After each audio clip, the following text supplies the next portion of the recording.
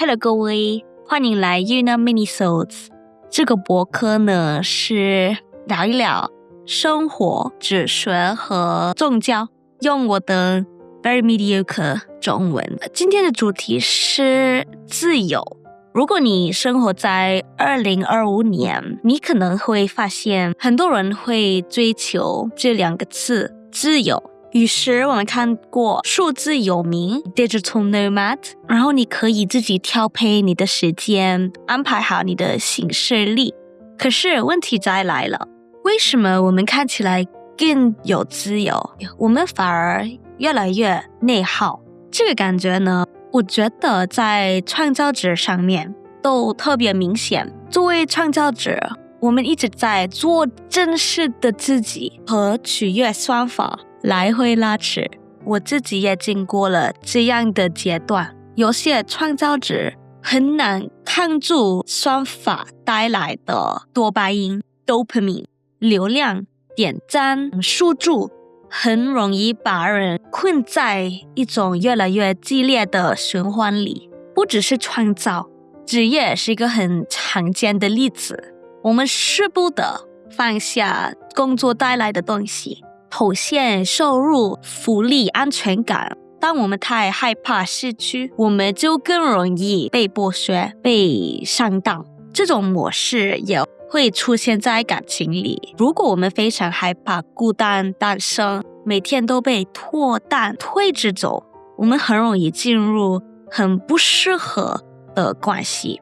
因为太想填补内在的空缺，我们忽略了红旗这种 red flags， 违背了自己的价值，然后回头问自己我们怎么来着。钱也是一样，钱代表价值、权威，也承诺一种安全感。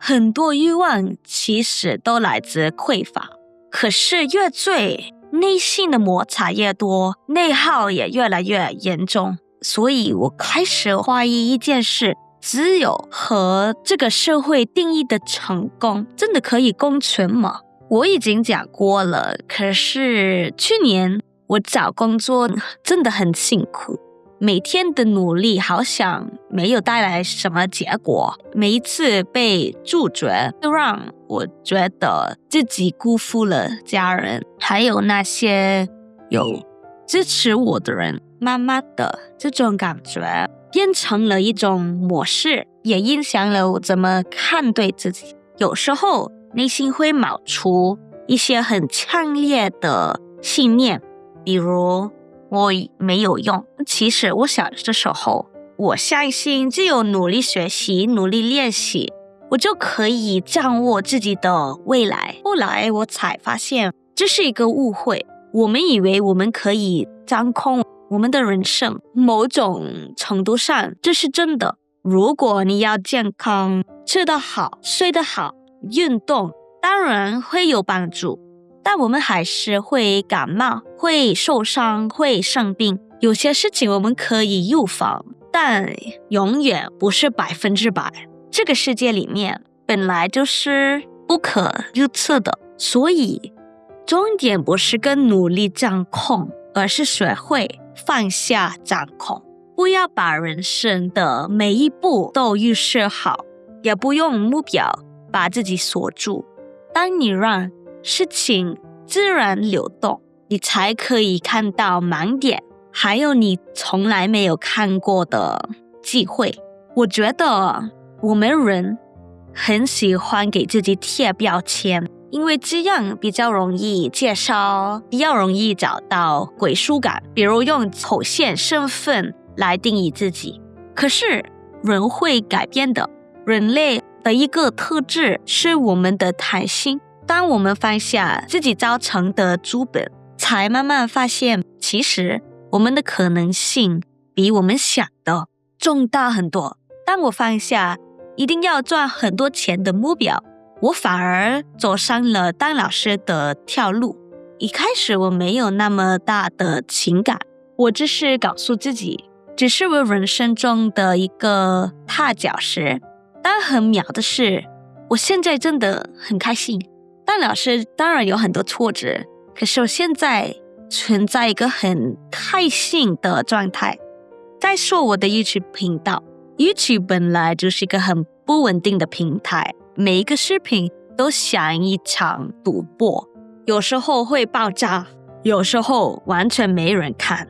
这其实是平台的手段，一种机制强迫创造者继续玩这种游戏。当你做出一个很成功的视频，一个很红的视频，平台会不断的夸奖你，比如各种数珠通知，甚至还会有五彩纸屑 literal confettis， 你很感到很骄傲，多巴胺也大量分泌，然后你下一次你就会拼命想再找回同样的感觉。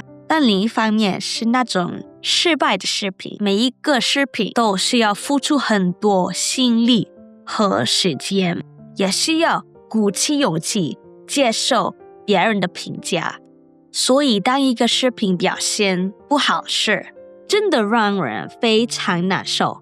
我一开始YouTube只是想分享我的生活，还是我对学语言的兴趣。